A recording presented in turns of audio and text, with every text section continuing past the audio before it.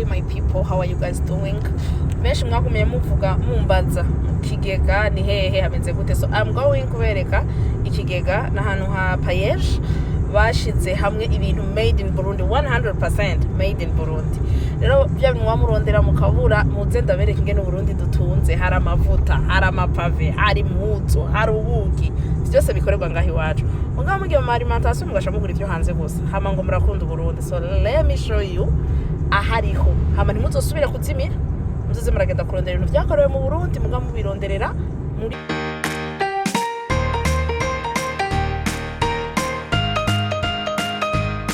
Welcome to my YouTube channel. Salut les gens, muraho mumeze neza nkuko nabivuze muri intro. Naho niho uca ukiye mu kigega aho mubona ni kuri Bata, ufashe bus umanukana ibarabara riri hepfo ya Bata, murahabona uca kuri aho bita kera kuri Palais des Arts, niho hari ikigega ca Payesh. N'ahantu hanini cyane gose, hari ibintu byinshi bitandukanye. Narinjiye ndaharaba ndavuga none jewe mpava mpera hehe, ko nabona umengo nyene hari ibintu byinshi byose bikenewe vyiza, ariko camera inyuma nduga kuko mubona hari ibintu byinshi, hari ibisharizo vyo mu nzu by'ubwoko bwose, kandi mba ndabibutsa yuko ibi byose muri ko murabona ni 100% made in Burundi, n'ibintu bikorerwa mu Burundi, bikorwa n'abarundi, bikorwa n'abajene, bikorwa n'abantu boga iwacu mu Burundi. Nararyohewe no kubonamo biseke, inkangara, ibintu byinshi bihari vyo gushariza mu nzu, ibikozwe mu ibumba, ibikoze mu mbaho, hariho utubuji twiza cane tumota neza, hari ibintu byinshi cane vyo gushariza mu nzu gose. Urabona ko abarundi bari creative cane. Nararyohewe no kuri je no kubibona vyegeranirijwe ahantu hamwe kugira ngo tugire aka boutique de souvenir. Hari amahereni meza akoze mu mahembe, ibikomo, ibintu vyo ku maboko vyiza bikoze mu mahembe, utuntu two kumanika mu nzu, utuntu two kumanika ku mafrigo. Kandi rero ikirenze muri vyose nuko biri kuri prix ziri abordable, prix nabonye vraiment ari nziza. Rero twa dukapo twose twamaturindira ngo bamwe batudandaza barengane kugira ukaronke, urashaka ukaronka ngaho mu kigega. Hariho n'utuntu twinshi cane no kuri je nabonye two gushariza mu nzu. Hashobora no kuba ushaka kurungikira umuntu ikintu de souvenir, ushaka kumuha ikintu de souvenir, kabara akantu ko kumanika mu nzu, canke bajya bakunda gutuma ibiseke ibiki. Naratangajwe n'ivyo birato ma people, naratangajwe n'ivyo birato. Ushobora kuba naramukoneseze mu bintu vy'ibirato, ingene babikora, mugabo la qualité ni nziza, no kuri bisa neza, ni birato vyiza no kuri, kandi ubona yuko bikomeye, umengo n'udukenya kandi dukorerwa mu Burundi, umva n'uturundi. Hari ibintu vyinshi cane vyatiye attention yiwanje, mugabo ahantu nakunze gusumba ahandi ni ahantu ku masakoshi. Amasakoshi je yaranangaje.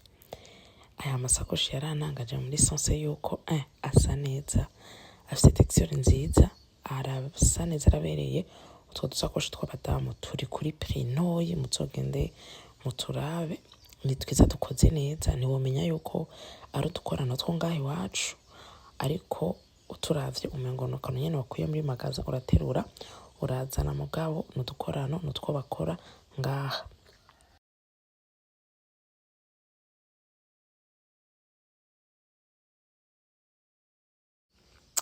Iyo sakoshi abantu mukunda kuja mu voyage, paro y'ico kirato je caranyumije. Nukuri umengo ni bukare zirya nyene tugura. Ni ciza cane. Ico naco umengo ni mu ndabire n'ukuri. Ivyo vyose bikorerwa ngaha iwacu mu Burundi. Ubu n'ibindi byose bazirya nkenerwa ku munsi ubuyi. Hari ubuyi butandukanye, umva uritorera wewe nyene ubuyi ushaka ubwo aribwo. Jewe ubwo buyi ndabukunda, narinze nyene bwo ndabukunda. Hariho amafu atandukanye, amagingembre, amacurcuma, amafu menshi ahinguye atandukanye. Bon, partie préférée yiwanje ni y'ipilipili. People knows me, they know how I love pilipili. And nowadays ndihara ico cayi mubona icayi civoka. Ndabasavye muzokigute. Hama de quoi parler Uburundi udashizemwo eau de chips? Comment ça se fait? Izo chips je ndazikunda, nibaza ko sigara akaderise kanje nyene agapeshe minyo. Nasanze ari amamisweri atandukanye kandi akorwa n'abarundi, amamisweri menshi. Hariho ibisogoti, hariho n'ibikarango bikorwa n'abarundi. Ivyo vyose mubona biri ngaho ni ibintu bikorwa n'abarundi bo ngaho iwacu, bikorwa n'abajene bo ngaho iwacu, vyashatse kwegeranirizwa hamwe kugira ngo bitworohere kuronka ibintu dukeneye.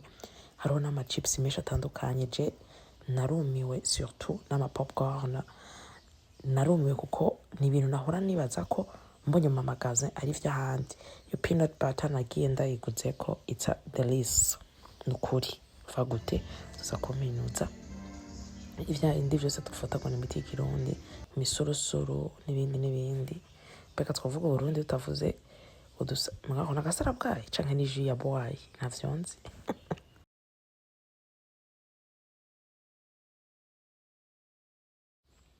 So the place is big, huge. Urashobora no kugenda kuhagira stock. Nta kintu na kimwe kirimwe ngaho iwacu kitari. Nta na kimwe bapima ku kiro kandi bisa neza, bimeze neza. Poireau vyose birahari. Rero ushobora kuba wiviriye kw'isoko nkuru ya Bujumbura, ugaca uhaca ukagira stock kandi ugataha ugacironka déplacement ya hafi. Nta kintu na kimwe ushobora kuhabura. Hari ibintu vyose, ibifungurwa, hariho ivyambagwa, hariho n'ibintu vyo gukoresha mu nzu. C'est qui m'a étonné. Sinari nzi yuko à part ya Savonor dufise ayandi ma produit yo mu nzu, amasabuni, ayo gukoropa, ayo kumesuza akorwa n'abarundi.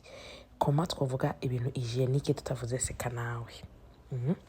Amapampers y'abana, amalingette, amakotex, vyose vya seka nawe navyo nyene nashobora kubironka mu kigega ca Paeje. So abantu babimira ngo bandisha kugira ngire publicité, nta publicité bandihiye. Gusa ari ikintu kimwe nabonye tubuze mu Burundi, nta publicité dukoresha kuko nasanze Burundi turatunze. Ikibazo cangira abantu banyene ivyo bintu, nimuzi yuko abantu tugira publicité duhari. Ivyo bintu vyanyu kugira ngo abarundi babimenye, nimwo turondera tukabakorera publicité tukavyerekana. Abakora amajinisi, abakora ama produits hygiéniques yo mu nzu n'ibindi bigenda bitandukanye. Rero ndasavye ndinginze twijukire natwe gukora ama publicité nk'abandi bantu. Paeje warakoze kwegeraniriza abantu hamwe, ariko urakrea publicité yabo bantu kugira ngo tumenye exactement ibintu biri mu kigega. Umuntu akeneye ikintu ntakibure kandi mu kigega biriyo.